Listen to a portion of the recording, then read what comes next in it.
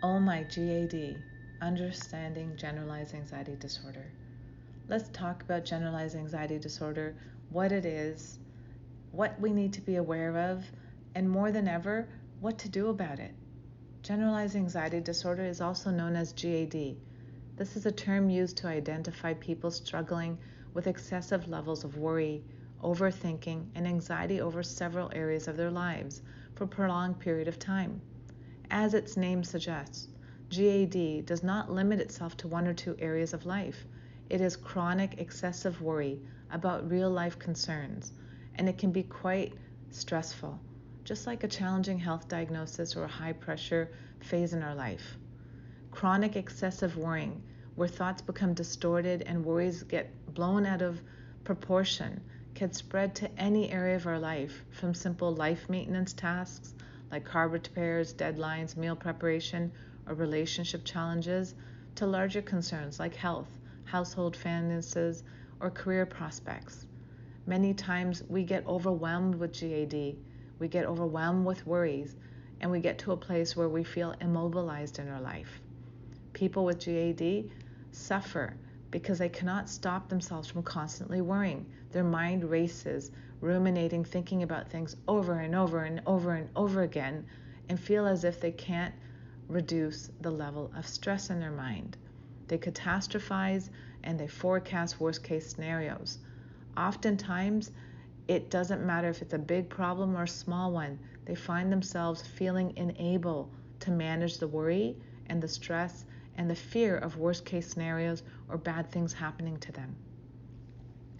It's often fueled by fear. Fear is self doubt, not believing in your ability to handle things. Generalized anxiety disorder is fueled by the fear of the unknown, that something bad will happen in the future and I won't be able to manage it, or feeling stressed by the possibility of something coming up on our plate like a problem, and we have to manage it when we're so exhausted and incapable of managing our own day-to-day life, we can't even simply imagine another thing on our plate that will stir us up and we have to deal with. So many times people fear their safety, security, ability to manage, or ability to just move forward from something problematic that enters their lives. After 9/11, that shook the world, and fears of our safety and security came up for many people. People with GAD started having more worries about their safety in the world, their family's safeties, wondering if the world was a safe place, and they were triggered oftentimes with generalized anxiety about the world, their safety, their livelihood. Likewise, the global pandemic of COVID has shaken the very foundations of people around the world. People are justifiably worried about real life concerns like health, well being of families, friends, businesses, finances, and communities. And they struggle with the fear of the unknown, not knowing the next moment. This showed up out of the blue, and many times we're worried about the next thing showing up too. As vaccines offer hope and eventual end to COVID and the pandemic, people are still left struggling with the unknown and unprecedented times that are coming ahead, and the troubling symptoms of their generalized anxiety are increasing. They are troubling symptoms, as adults suffering from GAD find themselves exhausted, on edge, moody, irritable, unable to stop their racing negative thoughts, unable to put themselves to bed at night because their mind starts to wander to all these thoughts of dread, impending chaos, and imagining worst case scenarios that could happen. They are irritable and lack patience with themselves as well as others. They become hard on themselves, hard on their skill set, feeling less than. A lot of self-dislike enters the picture. They often experience troubling physical symptoms like sleep difficulties, muscle tension and aches, heart palpitations, headaches, insomnia. They experience restlessness and can have difficulty concentrating to stay on task or staying present. They draw a blank and lose their train of thought often, find themselves in mid-conversation losing focus. Many children that suffer from generalized anxiety tend to doubt their ability to complete tasks and perform in social situations or presentations or sports or games or engaging in just other childlike play activities. They doubt themselves and they don't know if they have the skill set to handle things, or they worry about things coming out of order. and ruining their structure of a day and not knowing if they could handle that. When our worrying becomes problematic, we need to take charge. During COVID, excessive worrying and focusing on bad news of the day has become a very normal part for many people. Many of my patients stop watching the news or limit at least how much exposure they have to it. Social media has, exploded with the mounting conflicts and conspiracy theories and showing out there, in a worst case scenario of things getting worse. Oftentimes, media coverage can fuel our worries about the future, make us think about worst case scenarios. Many people have found themselves mounting up more and more fears and imagining more and more worst case scenarios within their own family units or in the world.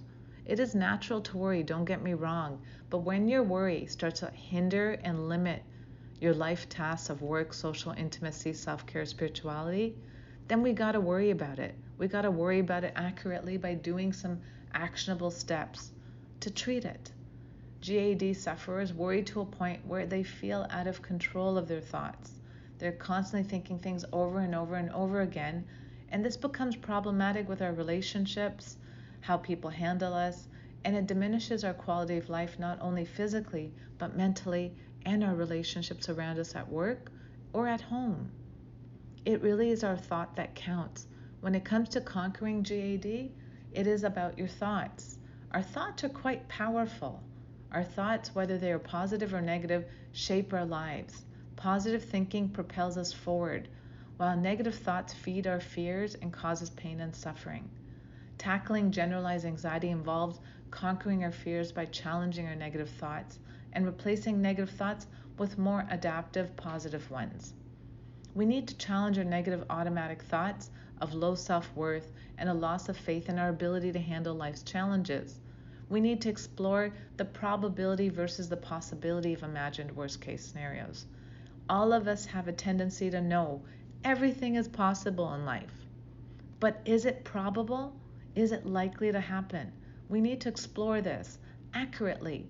Many times we fuel and give weight to distorted negative beliefs and thoughts, and then that takes over our physical symptoms and negative thoughts, and we tend to worry about things that could happen, but they're not likely to happen. Do we need to invest in thoughts that are not likely to happen? As the world returns to normal and reopens to some sort of a normal, it is really important that we start bringing in compassion for ourselves and others. We need to also pause and reflect in this mindful moment today to look at, am I really worrying about things that could happen or things that I should be investing time and energy in? Or am I excessively worrying about trouble, some things that could happen, fears of the future, not being able to cope and manage? Maybe we need to start exploring our self-esteem and our capabilities and give ourselves credit for how much we've handled in life. That is a skill too, being able to trust your ability to handle things. That is many times what a therapist does with many patients, helps them feel the ability to have hope and trust their skill set to manage whatever shows up. We need to remember there's always hope. And above all else, we need to realize that we've handled so much in life that we will handle whatever else pops up. We need to tell ourselves that this is a moment in time and the moment will pass. But first of all, the first step to treatment and healing is awareness. And so let's take this mindful moment right now to breathe in and out and just have awareness of the quality of our thoughts.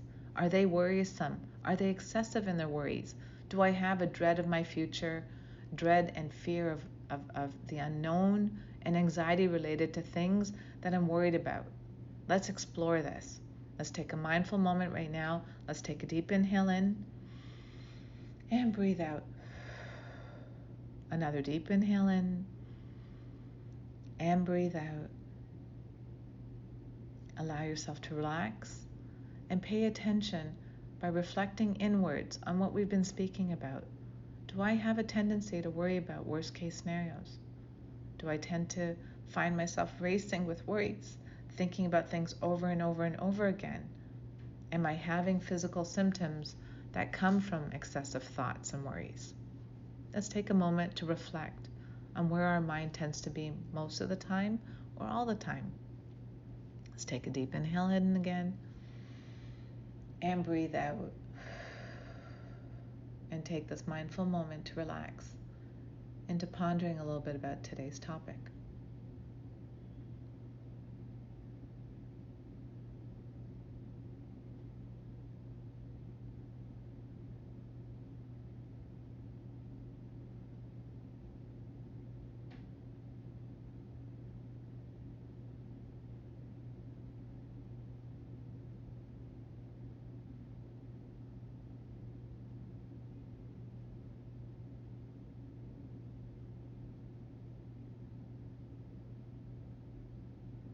As I gently welcome you back from this mindful moment, let's remember that there is always hope. And we need to remember everything is possible, but the probability is not as high if you really explore the probability of how bad things can get. We've handled life so far, and we've handled it well. And we've gotten through situations that we never could have imagined getting through. We need to tell ourselves that this is a moment in time and the moment will pass when things go wrong, and also trust our skill set to work through the situations as you have always worked through situations. Conquering generalized anxiety. No matter how entrenched we may be in the excessive worries and feelings of dread and anxiety, there is always ways out of generalized anxiety disorder. Here are some strategies to help you conquer GAD. Be aware of the signs of GAD: prolonged incessant worry and ruminations, insomnia, headaches, muscle tension, and an inability to concentrate are signs of trouble. Your mind thinking about the same thing over and over and over and over again, not being able to put our worries aside and be able to focus on the task at hand. Remember, identifying a problem is the first step to a cure. Bring in compassion for yourself and others, as many people out there in the pandemic are struggling with chronic excessive worry right now and are fearing their livelihood, health, or health of others that they love. Understand that when the world returns to some sort of a normal, that there is a very strong likelihood that your excessive worries and troubles may not go away on their own. We may need help, and so exploring treatment or therapy as an option to help you work through concerns that feel out of control is important. Explore relaxation techniques like deep breathing, yoga, and meditation to help quiet the mind and restore the body with relaxation, but also become in a place of acceptance. Noticing whatever thoughts are coming up, we don't have to get rid of them or fix them. Sometimes we just have to be present with whatever's showing up and give ourselves space to hold ourselves in that with compassion. Expand and examine the probability versus possibility of worst case scenarios taking place. Yes, everything is possible, but no, many times the probability is not as high as we sometimes magnify for situations happening to us. Challenging negative thoughts and restoring your faith in your ability to handle whatever comes your way is the key to conquering the anxiety about the future. No matter what you worry about, I think more than investing time in your worries, you need to invest time in recognizing the skill set you have to work through whatever shows up. Remember that this is the moment in time and the moment will pass. Fear is not believing in your skill set to handle things. Remember that so far you've managed all the challenges that have come your way. Remember that life is all about making your faith bigger than your fear, believing in your skill set versus doubting it. Seek help if you are unable to regain the control of your thoughts and fears. If it feels that excessive and it's hindering your sleep and quality of life, you need to look into treatment. CBT, cognitive behavioral therapy, has proven to be an effective treatment for mood and anxiety disorders.